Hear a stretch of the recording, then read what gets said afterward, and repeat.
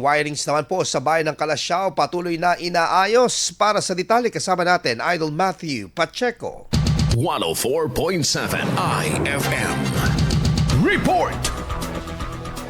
Patuloy ang isinasagawang malawakang cleanup operation ng mga nakabiting kable o tinatawag na spaghetti wirings, ngayon din ang pagtanggal ng mga lumang poste sa bayan ng Calasiao. Ayon sa alkalde, layunin ng hakbang na ito na maiwasan ng aksidente at masigurong kaligtasan ng publiko, maging mapanatili ang kayusan ng mga lansangan. Sakop ng operasyon ng Calasiao San Carlos Road mula Villamil Bridge hanggang intersection, pati na mga kalsada sa Barangay Lasip, Gabon, mula Amco hanggang Gabon Bridge, Poblacion Area, at ang rutang Barangay Nalsian hanggang Barangay Ambunawa. Ayon sa pamalang lokal, tuloy-tuloy ang mga sinasagawang hakbang para sa isang mas maliwalas, mas ligtas at mas maayos na bayan ng Calasiao. Kasama mula rito sa IFM Dagupan, ako po si Idol Matthew Pacheco. Tatak IFM!